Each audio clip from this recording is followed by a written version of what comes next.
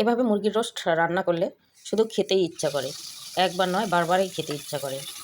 তো আমি আজকে রান্না করছি মুরগির রোস্ট। মুরগিগুলো ভেজে নিচ্ছি, মানে মুরগির মাংস। একটা মুরগি আমি রোস্ট করছি, ভেজে নিচ্ছি। ভেজে নেওয়া হয়ে গেছে। এদিকে আমি পেঁয়াজ ভেজে নেওয়া হচ্ছে। তেলের মধ্যে আমি পেঁয়াজ ভেজে নিচ্ছি। গরম মশলা দিয়ে দিলাম, তেজপাতা, দারচিনি, লবঙ্গ, এলাচ দিয়ে ভেজে নিলাম।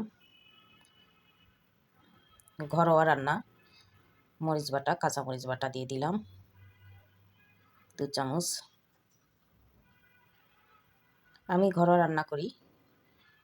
আদা বাটা 1/2 চামচ, রসুন বাটা 1/2 চামচ।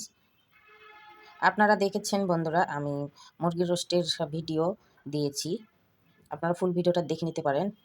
লবণ স্বাদ মতো দিতে হবে। মরিচ গুঁড়ো, ধনিয়া গুঁড়ো, জিরা গুঁড়ো, কাঁচা জিরার গুঁড়ো দিয়ে দিলাম।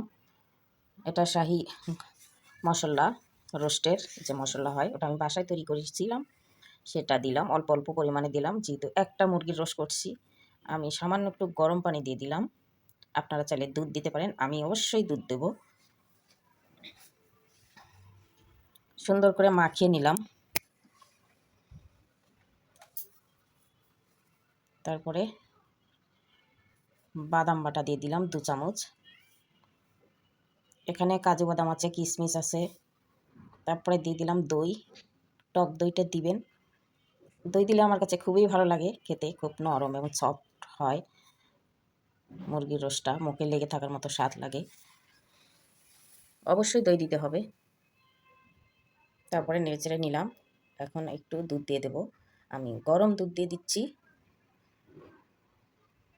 দুধটা দিলে ভালো হয়। আর যারা দুধ ব্যবহার করবেন না তারা একটু গরম পানি দিয়ে দিবেন।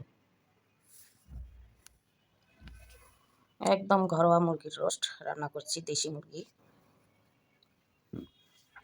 ভালো করে কষিয়ে নেবেন।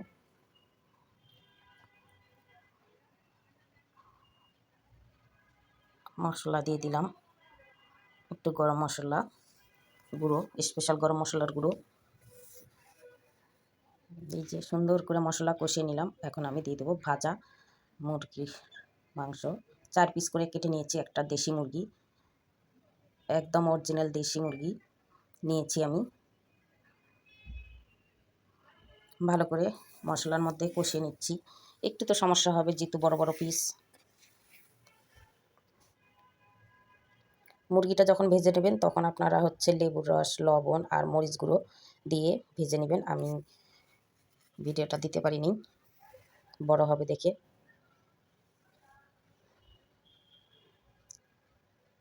এভাবে কিছুক্ষণ আমি ভেজে নিলাম মশলার মধ্যে। এখন দিয়ে দেবো দুধ। গরম দুধ দিয়ে দিবেন। আপনারা কেউ দুধ দুধ না দিতে চাইলে গরম পানি দিবেন। তবে দুধ দিলে রোস্টটা খুব সুন্দর হয়, খেতে অতুলনীয় স্বাদ হয়। অবশ্যই দুধ দেওয়ার চেষ্টা করবেন।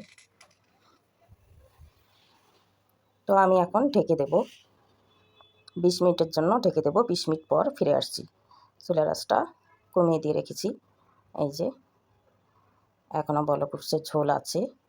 চুলার আঁচটা কমে দেওয়ার জন্য আস্তে আস্তে সিদ্ধ হচ্ছে। যেহেতু দেশি মুরগি আর মুরগিটা বড়, তাই সিদ্ধতে সময় লাগবে। তাই আমি চুলার আঁচটা কমিয়ে দিয়ে সিদ্ধ করে নেব। কাঁচামরিচ দিয়ে দিলাম, একটু কেওড়ার জল দিলাম। কেউ চাইলে নাও দিতে পারে, তবে আমার কাছে ভালো লাগে কেওড়ার জল দিলে সুন্দর একটা ঘ্রাণ আসে, বিয়েবাড়ি মনে হয়। দেখুন কত সুন্দর হয়েছে, প্রায় সিদ্ধ হয়ে গেছে।